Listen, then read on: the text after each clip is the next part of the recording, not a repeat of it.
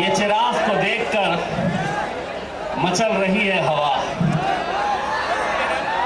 मेरे शहर में कुछ दिनों से बहुत तेज चल रही है हवा। बना रहे हैं किस्से जो मेरी नाकामियों के, उन्हें क्या खबर है कि रुख बदल रही है हवा।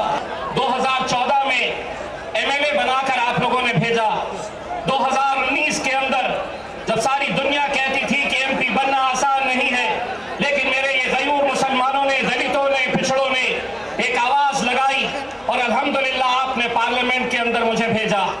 2024 में जब हमें नाकामियों का सामना करना पड़ा तो यकीनन आप भी मायूस थे, मुझे भी अफसोस था, लेकिन उसके बावजूद भी मैं ये लेकर आगे बढ़ा कि आज जो भी होता है, अल्लाह जो भी करता है वो बेहतरी के लिए करता है। जो भी फैसला अल्लाह का होता है उसमें उसकी रजामंदी होती है। शायद हो सकता है कि अल्लाह ने वहां नाकामयाब किया था तो यहां कामयाब करने वाला है। अल्लाह ने यह सोचा होगा कि बैरिस्टर असदुद्दीन अवैसी साहब पार्लियामेंट में अकेले संभाल सकते हैं।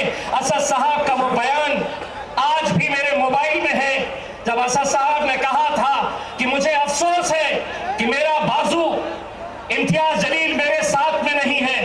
दोस्तों, मैं आज पूरे यकीन, पूरी जिम्मेदारी, एक सच्चाई के साथ मैं आपको ये बात बताना चाहता हूं।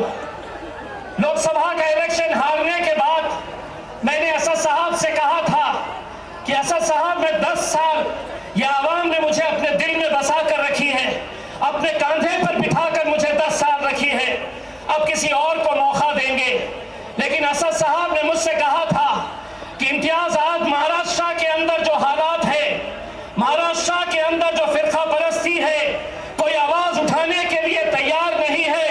उन्होंने अपना हुक्म दिया कि किसी भी हालत के अंदर तुम्हें महाराष्ट्र की विधानसभा के अंदर जाकर इन लोगों की आवाज बनना है और लड़ना है हुकूमत से। वो साजिशों को भी समझिए कि जो आज एक उम्मीदवार को मजलिस को खत्म करने के लिए कैसे कैसे हथकंडे अपनाए जा रहे हैं, क्या साजिशें खेली जा रही है। नासिर सिद्दीकी साहब, जब उनके खिलाफ 2 उम्मीदवार खड़े हुए, राजनीतिक तौर के ऊपर कट्टर दुश्मन, वो एक हो गए, एक प्लेटफॉर्म के ऊपर आ गए और उन्होंने कहा कि अगर हम दोनों लड़ते रहे तो ये जीत जाएगा, मजलिस जीत जाएगी। वो जो इतने इतने हिस्सों में बटे हुए हैं, वो एक हो रहे हैं। जिसका एक अल्लाह, जिसका एक रसूल। हम कैसे बट रहे हैं, हम क्यों बट रहे हैं, कौन बांट रहा है हमें। 28 उम्मीदवार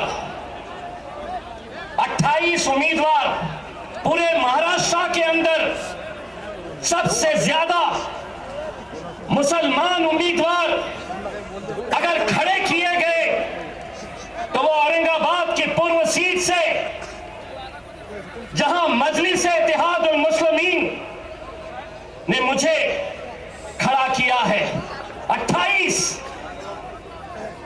खड़े नहीं हुए, खड़ा किया गया है।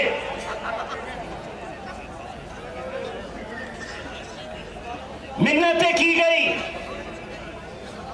उन्हें समझाने की कि आज हालात क्या है।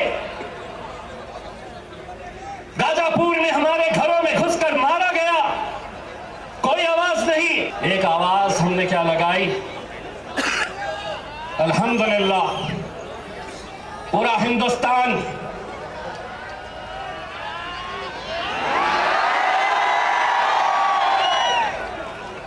पूरा महाराष्ट्र, बोले इतने कहां से आए, इतने एक पैगाम देने के लिए हम निकले थे और एक बार फिर से कह रहे हैं, एक बार फिर से कह रहे हैं, आप हमें गाली दो, हमारे खिलाफ बोलो, हम सुन लेंगे, लेकिन हुजूर के खिलाफ अगर कोई गुस्ताखी करेगा,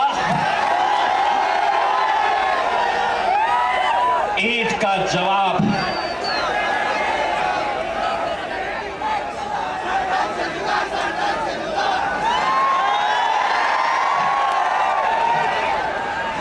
पुलिस वाले देख रहे मेरी तरफ, बोलता क्या पत्थर बोलता क्या, पत्थर बोला कि केस होता मेरे ऊपर। तो मैंने भी क्या बोला, ईद का जवाब।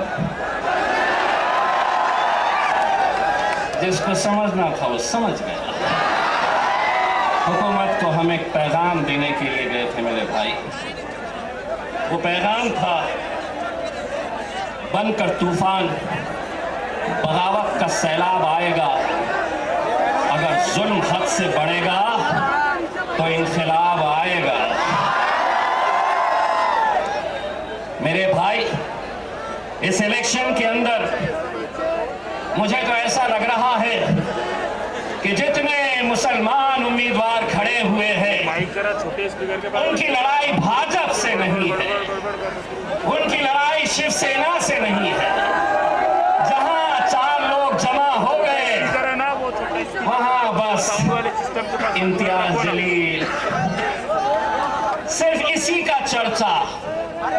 लेकिन हमारा मुकाबला भारतीय जनता पार्टी से है। कितने पैसे बांटेगा तू सवेरे, कितने बांटेगा? बांट के मुझे दोस्तों, आपको लग रहा होगा कि 28 में से 3 लोगों के फॉर्म रिजेक्ट हो गए, 10 लोग वापस हो गए। लेकिन कौन है ये वो 10 लोग? मैं नाम के साथ बताता हूं। समद बागवान इलेक्शन में क्यों खड़ा है? बोले मार्केट यार्ड में मैं फोन करता हूं तो कचरे की गाड़ी आती है, इसलिए मुझे एमएलए बनना है। मैं ऐसे लोगों को आपके सामने लाना इसलिए चाहता हूं कि कल 3 बजे तक जब वापस लेने का फॉर्म वापस लेने का वक्त था, मेरे लोग जा जाकर गिड़गिड़ा रहे थे। जानते हैं उस शख्स ने क्या जवाब दिया? अगर 5 लाख रुपए देंगे तो बैठता हूं, नहीं तो जल्दी बोलो, भाजपा वाले मुझे फोन कर रहे हैं इससे ज्यादा देने के लिए।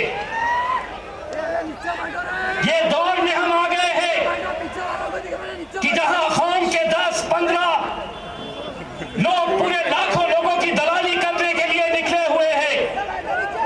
हर इलेक्शन के अंदर इलेक्शन को धंधा बना दिया। तो हमने इसे भी नहीं दिए, टिकट तो हमने कई लोगों को नहीं दिए। लेकिन क्या इसका मतलब यह है कि तुम इतने बड़े हो गए हो कि तुम अब मेरे खायब बैरिस्टर असदुद्दीन अवैसी और अकबरुद्दीन अवैसी के खिलाफ तुम महफिलें सजा रहे हो?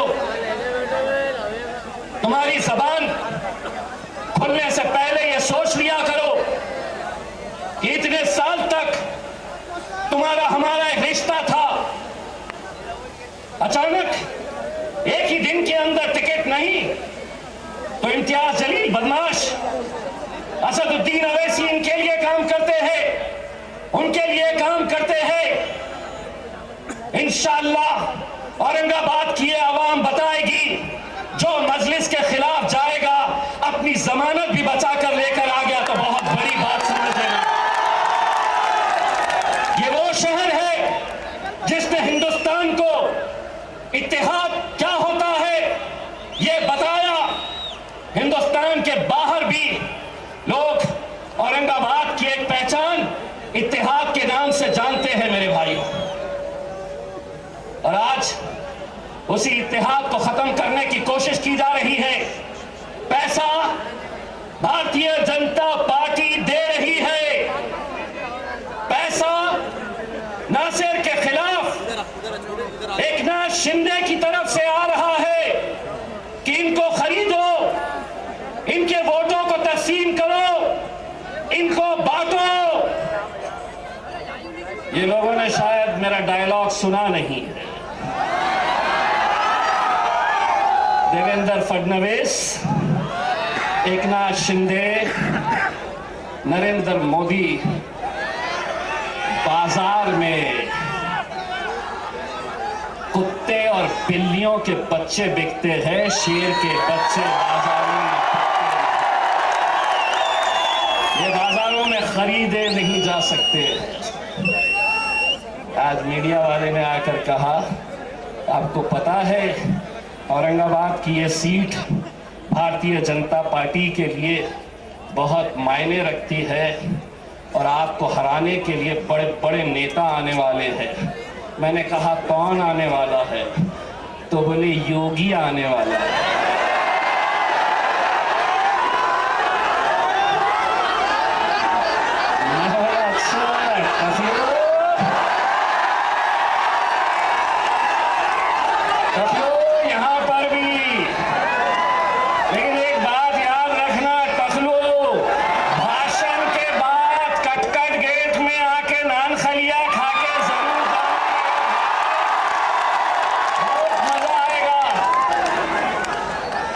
योगी पे क्यों खत्म, लाओ जिसको लाना है।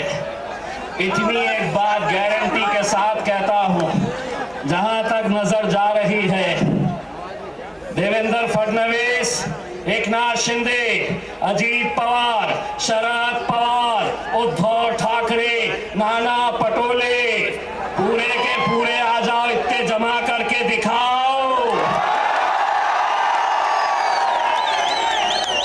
ये अकेले किसके नाम पे आए हैं मालूम है? ये अकेले किसके लिए आए हैं? मेरा अकबर 10 साल का इंतजार